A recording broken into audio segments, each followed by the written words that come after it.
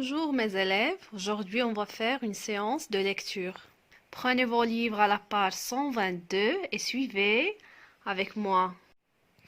Ici sur les images, on voit un garçon, une grand-mère sur un fauteuil à bascule. Ici la grand-mère conduit un camion, un autre garçon, des poubelles et des journaux. Le titre du texte c'est Une grand-mère au volant, Grandma Cadbury. Et l'auteur du texte c'est Diane Bates. Bon, lisons ensemble le texte. Une grand-mère au volant, Grandma Cadbury. L'histoire se passe en Australie de nos jours. Ma grand-mère conduit un semi-remorque appelé Tootsie. C'est un Kenworth de 36 tonnes.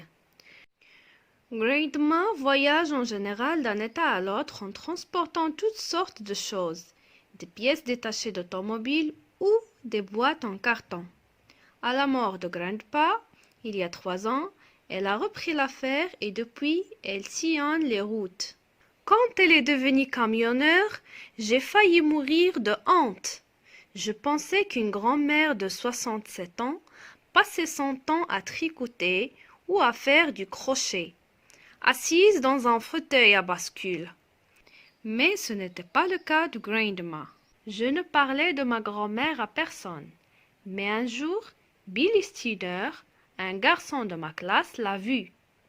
Il distribuait les journaux alors que Grandma prenait la route de Sydney à Melbourne. Plus tard, Billy m'a raconté qu'il avait failli tomber dans une poubelle en l'apercevant. En sa salopette kaki toute neuve, elle scrutait la route par-dessus ses lunettes. Il m'a dit qu'elle ressemblait à une petite poupée dans l'immense cabine du semi-remorque.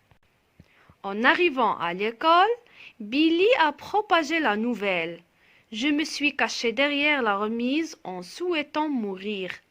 Mais Sheila Finkboner m'a découvert.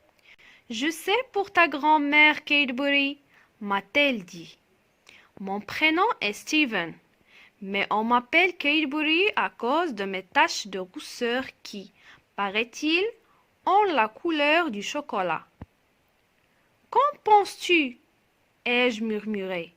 Je trouve ça génial. Nous les femmes, nous voulons pas rester plantées derrière un évier toute notre vie.